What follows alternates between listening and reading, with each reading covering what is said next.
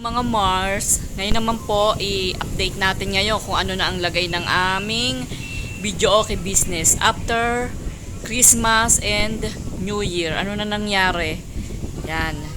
Ito po yung aming binili ng mga videoke sa Raon noong December 21.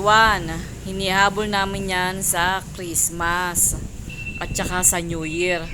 Kasi nagkakaubusan ng videoke pagka Pasko't Bagong Taon dahil syempre may okasyon, kailangan maingay at saka mahal ang rent.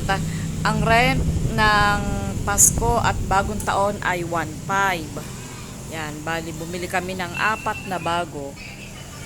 Yan. Yan ang aming 4 na bagong videoke. Ngayon, after New Year at saka Christmas, medyo tumumal na. Halos wala nang nag-aarkila. Wala na nagre-rent. Bali nga pala po, ayan po ay lahat-lahat ay 7.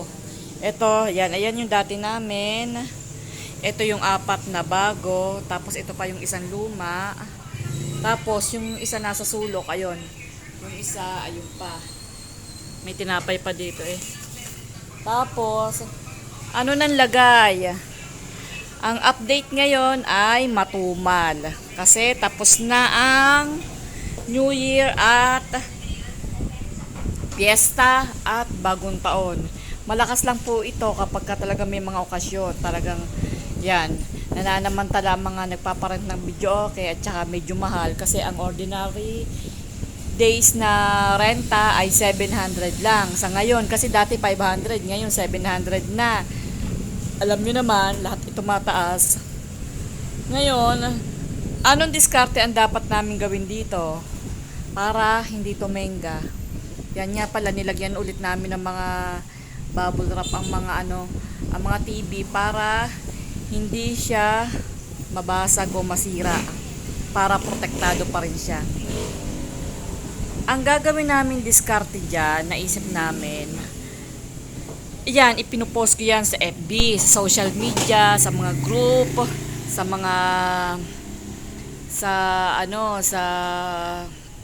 mga group, yung mga tawag doon, yung parentahan, videoke rentals. Yan, nakapost yan. Kaya kahit papaano, kahit pa isa-isa ay may umaarkila. Pero syempre, dapat kasi pa isa-isa lang naman yun at saka minsan ang naisip namin dito para hindi tumenga, kakausapin namin kasi dito sa amin sa Batangas ay malapit kami sa mga dagat.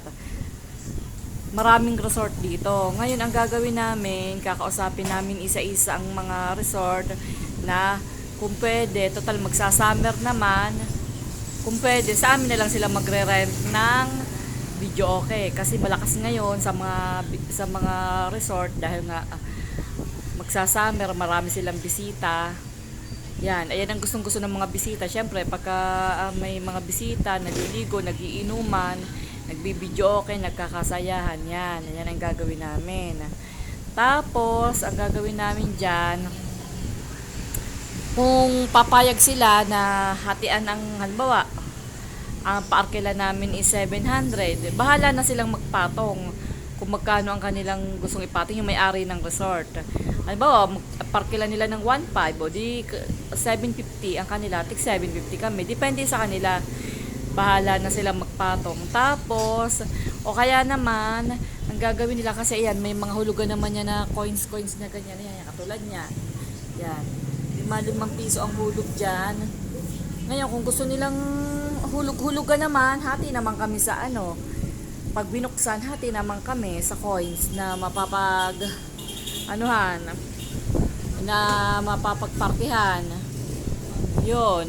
Kasi, syempre, sa amin ang videoke, sa amin ang unit, sa kanila naman ang kuryente, at saka syempre, sila ang may-ari din ng resort. Ganun lang. Kung papayag sila, o kung hindi naman, di renta naman. Re-rentahan nila sa amin. Tapos, after 24 hours, kukuhanin na. Yun lang po. Maraming salamat, mga Mars.